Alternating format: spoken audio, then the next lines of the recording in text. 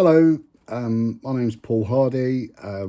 As you probably know, this particular video is being done for Stephen Cronin's Patreon page, in particular for the art and mental well-being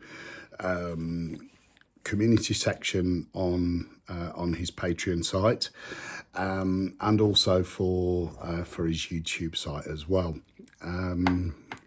What I'm here today on this particular video to talk about is the more difficult subject of suicide.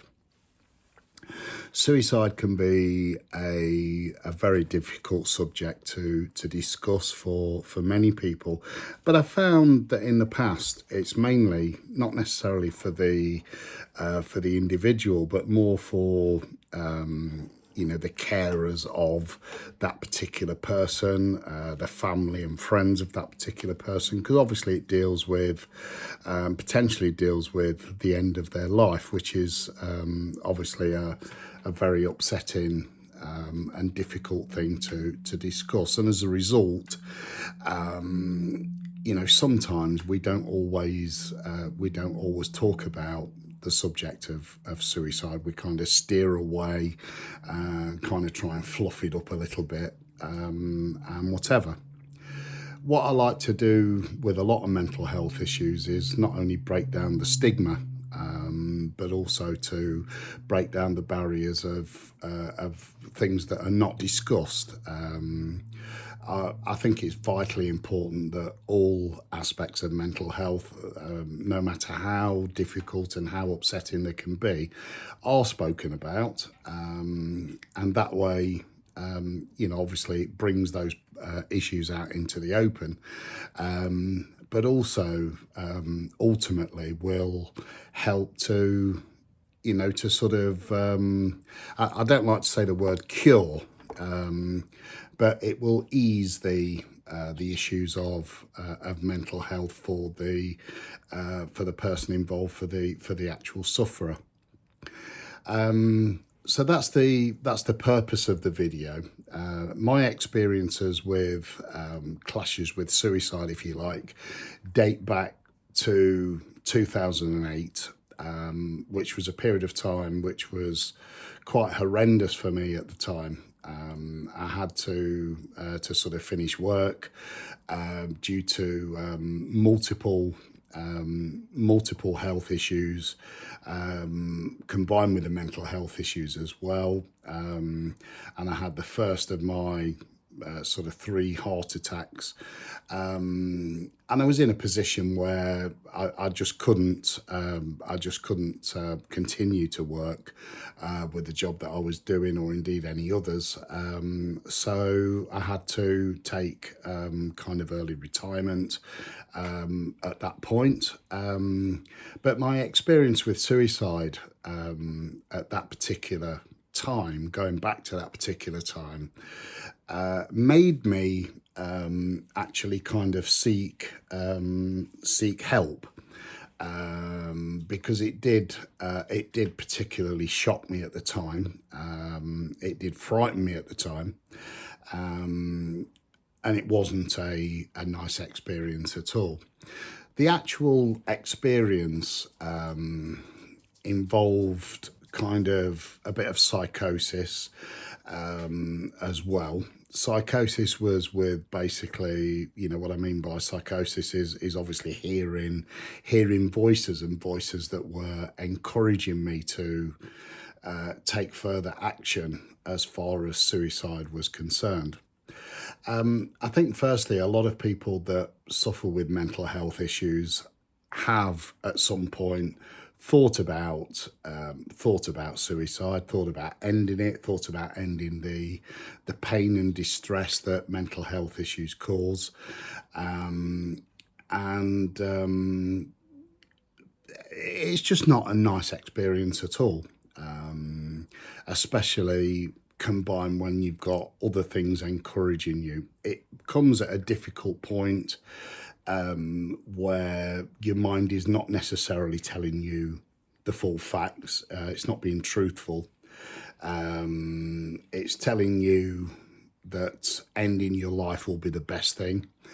The experience that I had, I was on my way back from shopping, and the way that I used to go to shop at that particular time was I used to go and cross over a motorway bridge section on my way back. The experience that I had, I was happily coming back with my carload of shopping and whatever, and I got probably about between half a mile and a mile before the motorway bridge, and I suddenly had this voice in my head, and it was Paul. It was a very soft voice, and it was a very quiet voice. It wasn't a nasty, demanding, shouting kind of voice, but it was just kind of like a gentle voice that sort of said, Paul, I think the best thing for you to do is to end your life. It'll be much better for you. End your life by jumping off this motorway bridge. And I was a little bit taken aback by it. I was totally taken aback by it because I'd not had any voices or experiences with hearing voices or anything like that previously. I was at quite a low point. I was really depressed at the time because nothing seemed as though, you know, it was going to get any better at that particular point. But basically, what it led me to do was to this kind of, just before the motorway bridge, this kind of like a small little unofficial lay-by, if you like. And I actually drove my car towards that point and stopped and parked up in that little kind of cut in there. And I actually got out of my car and started to walk towards the motorway bridge, which was probably, 40, 50 yards away from me at that particular point, and started to walk towards it. I went to kind of like the center of that bridge, and kind of like grip the railings, and just looked really. I was in a state of, I didn't know where I was. I didn't know what I was doing. I was very, very confused at that particular point, and thinking, well, what happens here? And then kind of all of a sudden, I thought, I just had a thought come into my head, which was, what am I doing? What am I doing here? And I just sort of turned around, walked back towards my car, and just sat in my car for, I don't know, it seemed like an eternity. It was just, I just sat there thinking about this particular incident. The voices had gone. I'd not taken any steps by, jumping off that bridge, obviously. But it really, really frightened me, and it really, really shocked me. And I thought, what am I doing? What do I do now? I was very confused, and I thought, should I try and call somebody? Shall I just drive home? I was probably, 4 or 5 miles from home, and whatever. Shall I call somebody or whatever? Anyway, I kind of just sort of sat there maybe for 20 minutes, half an hour, I think it was, and kind of composed myself, really. I wasn't panicking, but I was just very, very confused, very mixed up, and I thought, I need to get some help here. I need, this is beyond what I can cope with on my own. So rather than driving home, it was in the afternoon when it occurred, and I just basically drove straight to my doctor's surgery, and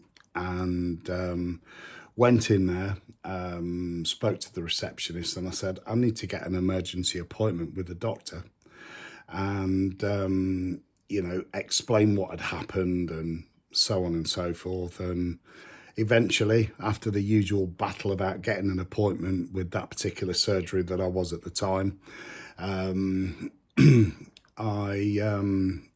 managed to get an appointment with the doctor, which was sort of a cut in, about 6:30. I think the appointment was 4, something like that.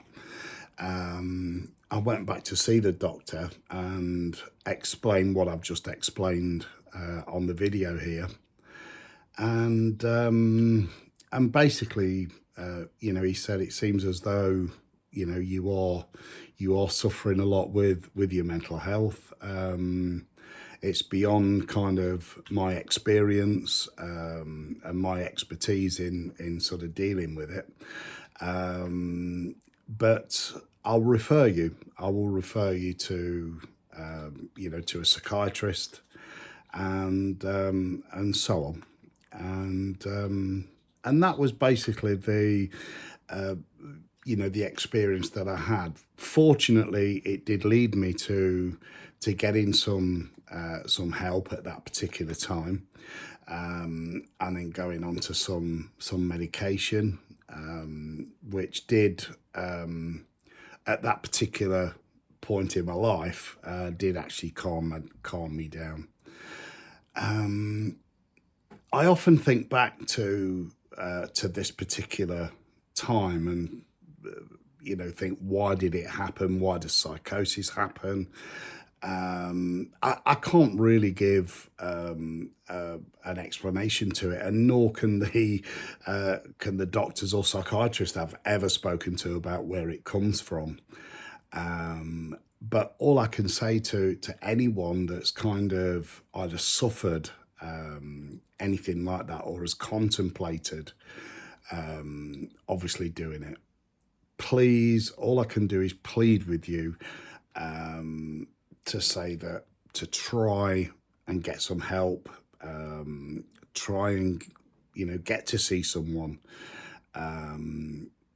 Suicide is not the answer for any issue, any combination of issues, and it is a really, really dark, horrible experience to go through. It's a frightening experience, as I've said, and but the important thing to try and remember, I don't know how easy this is for anyone that's in that particular situation at that precise moment, at the point of maybe committing suicide, because you'll often be asked by doctors and psychiatrists, have you thought about suicide? And more specifically, have you made a plan? I'd thought about suicide previously, but I'd never experienced anything like I did with the motorway bridge. Subsequently, after then, I've had a couple of other experiences with suicide when I got to particularly really, really low points in my life. And it does kind of get more difficult to kind of deal with each time, because you seem to have kind of blinkers on at the time. You're a bit like a racehorse with blinkers on, and all you can possibly think of doing at that particular time is the act itself, whatever that may be. Whether it's taking some tablets or, doing whatever, or jumping off somewhere high, or whatever it is. I don't want to get into, specifics of the multiple ways that you can commit suicide at all. I really don't want to get into that. But it does get more difficult, but you've got to kind of hang on to, you've got to kind of hang on to your life. At the end of the day, that is the most important thing, to stay in this world, to stay here, and get some help, because trust me, it does get better, and you will get out of it.